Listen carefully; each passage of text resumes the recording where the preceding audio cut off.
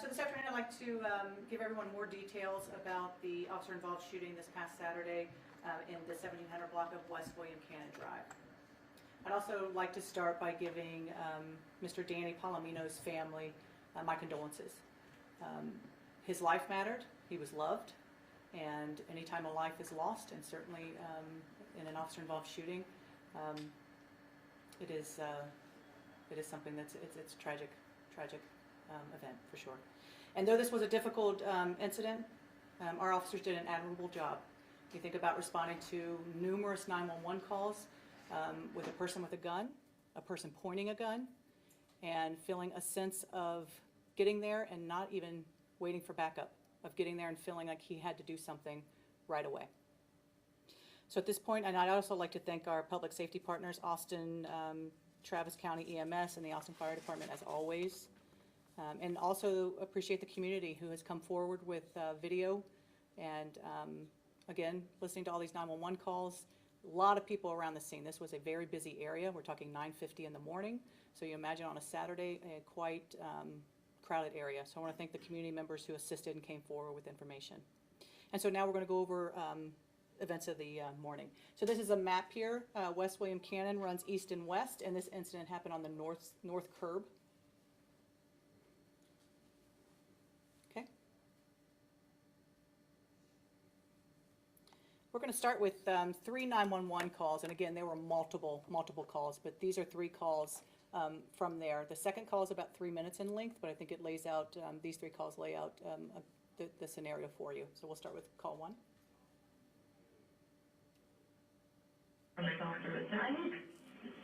need police. I just found a guy pointing a gun at me, William Cannon, Cannon Lee. William Cannon and what then? Cannon Lee. He's in a wheelchair. He's in the middle of the road, and I asked if he needed help because our car was stopping, and he pointed a gun at me. Okay, hold on. You can have another call. Hold on.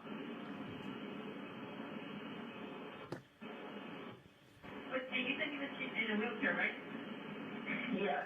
But like I said, he has a gun in his lap. And he pointed it at you? Yes. That's audio. That's 1.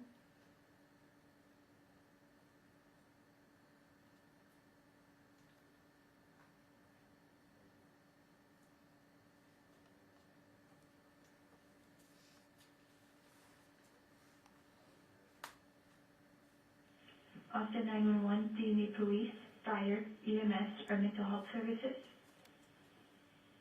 police. To what address? Hello? To what address? Well, it's on William Cannon Drive, between, what is it, Woodhue and west of Woodhue. Okay, what's going on there? There's a guy on the road with a wheelchair, disabled guy, not only blocking the traffic, but he's got a gun in his hand. And when we were in front of him, he pointed, and wanted to pass him, he pointed to his gun. So he's pretty much threatening people. Did he point to his gun or did he point it at you? Well, he pointed with one finger to his gun, which was in the other hand. But the gun was not pointed in our direction at this point. But at that point, we're like, okay, and we passed him in a nice way. Okay, give me 1 moment while I update this call. Zeig mir denn mal für das. Ja. So gemacht. Ja, und ich glaube, das zeigt auch das Auto. Ja, da kommt jetzt einer. Ja.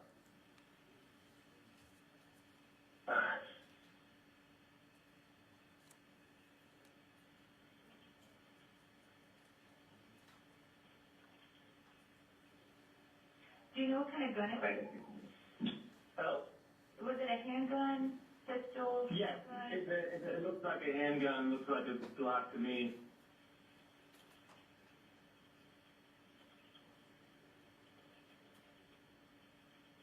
Do you know what he was wearing? Oh, I don't know, but I mean, there's one guy in the middle of the road that he's got one leg missing, I believe. Yeah, I mean, a poor guy, right?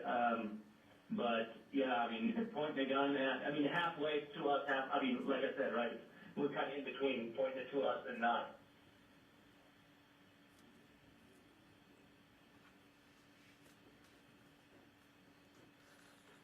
And you said he was in a wheelchair, right? Yeah, in a wheelchair. And he blocked multiple cars, and then some passed by him, and we were kind of in front of him, and indicated that we want to pass by him, and then he's like, he points to his gun, and again, the gun like halfway to us and halfway to the car, and a little bit on both. Was he located closer to South Congress or the Sunstrip Drive? Well, we were just going east, and the next intersection we saw was Woodhue. So I think it's the bridge before Woodhue. Okay. Just before the bridge is where he was, like, what, 5 minutes ago. Here's our third call. Officer 911, do you need police, fire, EMS, or mental health services? There's a police officer here right now, but there is a gentleman in a wheelchair that is in the middle of William Cannon and Canyon League, and he's waving a gun. So, yeah, there's a lot of crap. We're all stopped right now, but there's a police officer behind him. Okay, yeah, there's multiple officers pulling up, but hopefully it should be taken. Okay. Yeah, he's got the gun sitting in his lap. Okay. But he was waving it around just a minute ago. Yeah, it was crazy. So there's a cop right here right now. Thank you. I just wanted to make sure everybody was okay. All right, thank you very much. Okay. Thank you. Bye-bye. All right, so next we're going to see a video. This was a video that was given to us by a passerby that came back around. He took this video as this was occurring, came back to the scene afterward to let us know that he had captured this. And this is that value when we talk about communities and community members coming and giving us information. There is value there, and so we're going to take a look at that. You can see the officers approaching. He's a good 50 feet. Okay, so we're going to slow the video down for you.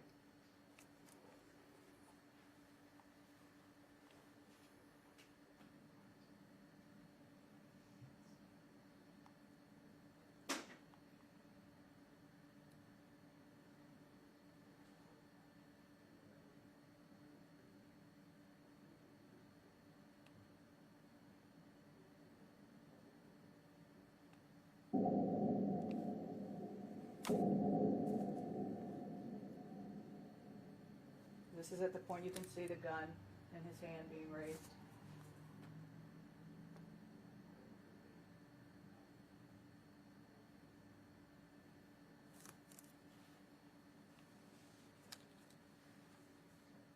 Thank you.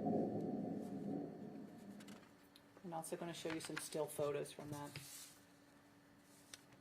So again, this just depicts the gun being raised, pointed at the officer.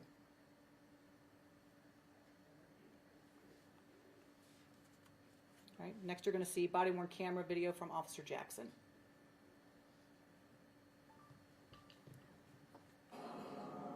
Your incident has been updated.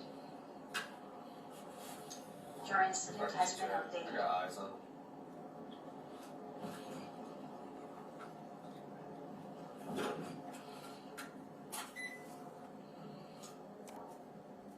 We're gonna be at William Cannon and Kennelly.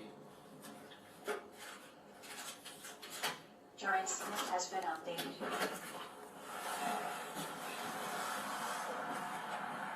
incident has been updated. Your incident has been updated. Yeah. Pause it right there, Rudy. What's happening here is a community member is coming up to the officer, ran up to his car and said, he's got a gun, he's got a gun. And so he is at that point telling him to get back, get. So that's what's happening there. 3210, direction of fire is going to be westbound. He's in the middle lane. Can you pause it again? I do want to say, when he talks about direction of fire, that is specifically for officers that are coming on the other side, arriving there, letting them know where, if he does have to fire, this is the direction that's going to be. That's what that is. Stop! Stop where you're going! So you can see him at this point. He's flagging cars to keep going, to get out of the way, to keep going. Stop! Right 210, he is going eastbound on the north curb line. Direction of fire, still going to be westbound. I got a lot of traffic.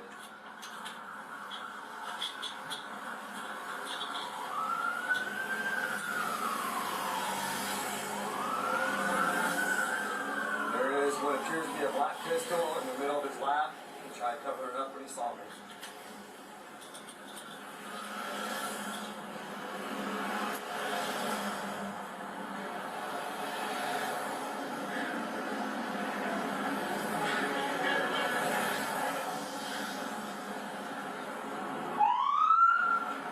Only a unit to get westbound and walk traffic.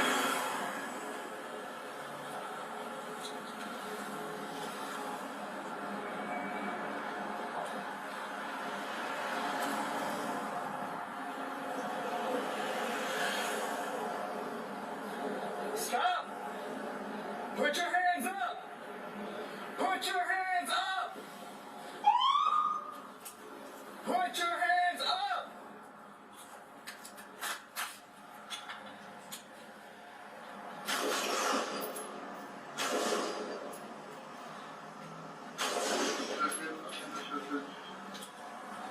Put your hands up! At that point, you can see him raised back Drop up. the gun! What's the gun? Drop the gun! At that point, this is his hat that fell off of his head. Let me see your hands! Drop the gun! Hands up! Put your hands out! Break 210s, shots taken, suspects down. Going to need the road blocked off westbound. Put your hands up! Coming to you. Coming to you.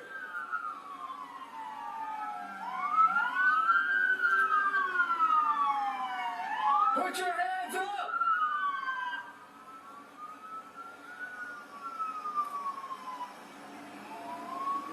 Yes, sir. He's got the gun under him. Says he's got the gun under him. All right, now we're going to see a in-car dash camera from Corporal Futh.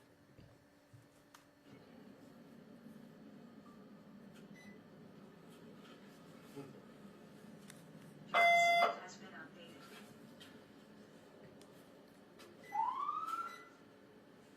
Need a unit to get westbound and block traffic.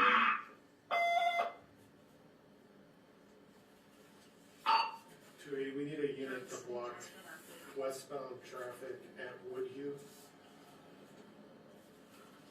Our direction of fire is eastbound. He's moving eastbound.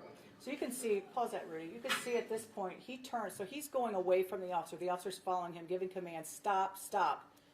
At this point is when he turns around and he's facing the officer at this point. Your incident has been updated. New message.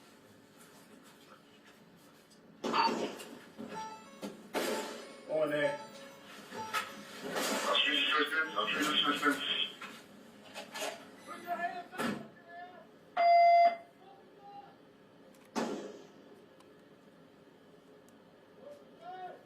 Lighting incident.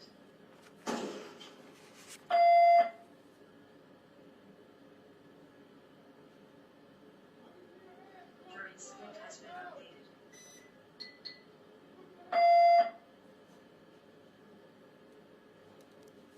Break 210s, shots taken, suspect down. Going to need the road blocked off westbound. 04. Okay, and lastly, we're going to listen to radio traffic. 205 in route, there's 1501 block west of the cannon. A wheelchair, the road, holding a 32 in his lap, and black pistol. 210 with rate 206. 821 yet. He's still on line where it's now on the line, it's going straight to west now. 10-4.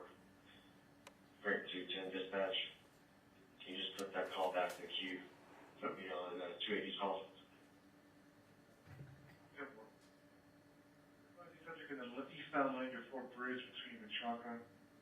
David Buffy has been a call, but they don't have a description. Subject of a 50-year-old, wheelchair, bound, one leg. Right, 210. I got eyes on him.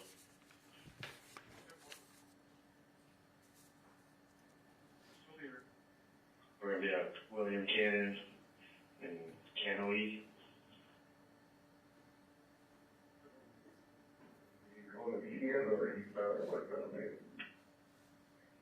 Direction of fire is going to be westbound. He's in the middle. He is going eastbound on the north curb line. Direction of fire is still going to be westbound. I got a lot of traffic. What appears to be a black pistol in the middle of his lap. He tried covering it up when he saw me. Unit to get westbound and block traffic.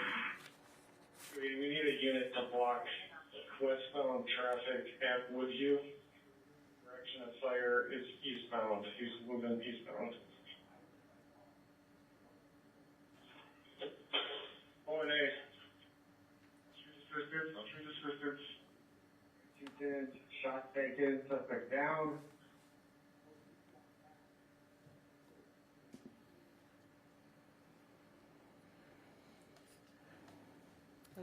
Thank you.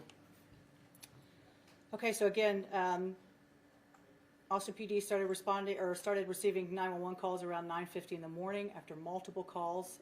Again, there's a strip mall that's in that area where he was had been seen around there.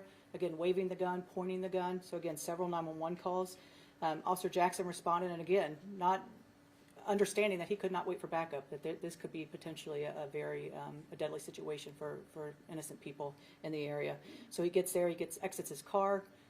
Again, looking across the street, he sees the gun in his lap, takes out his rifle, and he's approached by that community member who's saying, this guy's pointing gun, this guy has a gun in his lap. So at that point, the officer crosses the street again, trying to give commands. Mr. Palomino is moving away from him at that time. The officer's keeping a very good distance from him. At the same time, waving cars away, get out of the area, just with a sense of urgency of what do we have here. So again, at that point, you can see where he turns and he faces the officer, and as the officer's approaching, that's when the gun came up, and he raised the gun and pointed at the officer, and the officer at that point fired rounds striking Mr. Palomino. At this point, Mr. Palomino was transferred. Again, life-saving measures on scene. I'm always so impressed with our officers and the work they do after such a, taking that action to then go and deliver life-saving measures before EMS arrived on scene. Once he was transported to the hospital, and unfortunately he was pronounced deceased. No other individuals nor officers were physically harmed. The officer who discharged their department-approved rifle is Officer Joshua Jackson. He has been on for 7 years and 4 months, and he has been placed on administrative leave, which is our standard protocol. And again, you know that we conduct 2 concurrent investigations. That's Special Investigations Unit. That's a criminal investigation, and alongside Travis County DA, and then our APD Internal Affairs Unit with their investigation, along with the Office of Police Oversight. And again, we're always seeking that community's assistance. You saw the video that was returned to us. We'd love to see more video that's out there. So again, if you have any videos, photographs, or you witnessed this event, if you could give us a call at 512-974-5032. That's 512-974-5032. Again, this is ongoing investigation, but again, in the spirit of being transparent, of getting out here as soon as we can with information to give you, that's what we're here for. And so at this time, I'll take a few questions. I know clearly you can see in the video he still has use of his hands even though he's in a wheelchair, but is there any additional protocol when an officer comes across somebody who does have some kind of handicap? Yeah, when you think of that, again, it's a unique situation. You have someone that is in a wheelchair bound. But the point is, he had a firearm, and he was pointing at the officer, and to understand that is there's a threat there, regardless. What kind of firearm was it discovered to be? It was a Glock BB soft rifle gun, so a BB gun, made to look like a Glock pistol.